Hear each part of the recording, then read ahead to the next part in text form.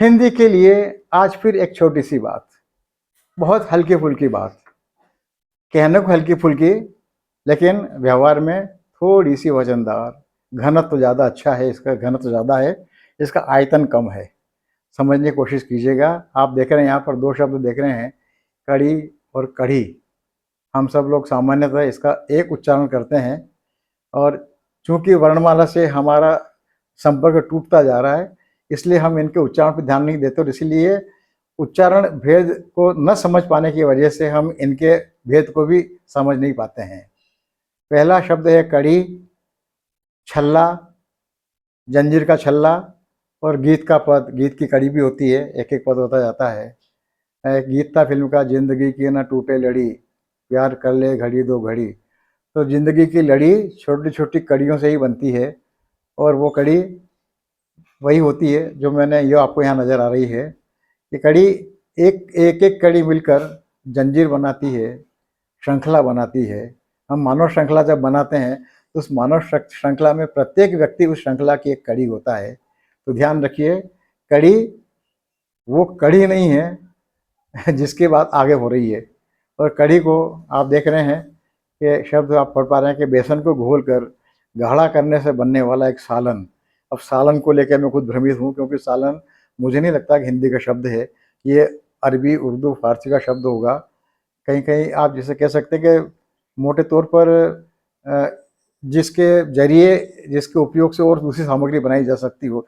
जैसे आलू बड़ा जब बनाया जाता है तो उसको बेसन के घोल में बनाया जाता है, डुबो के बनाया जाता है और बेसन के घोल से कड़ी बनती है।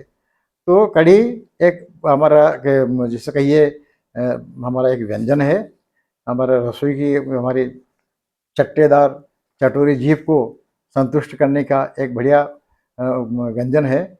और अलग अलग प्रदेशों में अलग अलग कड़ी होती है। जैसे महाराष्ट्र की कड़ी अलग से कही जाती है, गुजरात की कड़ी अलग होती है, महाराष्ट्रन कड़ी इतनी पतली होती है कि कई गैर महाराष्ट्रन लोग उस पर हंसते हैं।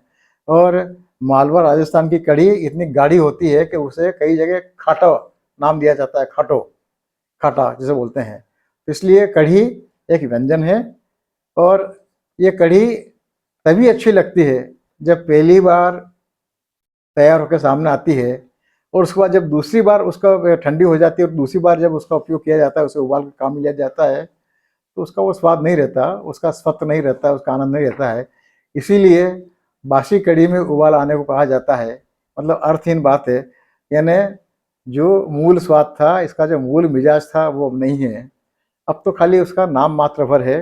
बासी कड़ी में उबाल, बूढ़ापे में जवानी सी उमंग आने को कहा जाता है। तो उम्मीद है इस कड़ी और कढ़ी का अंतर आप समझेंगे और अगली बार जब उपयोग करेंगे तो सोच समझकर ठीक शब्द का उपयोग करेंगे।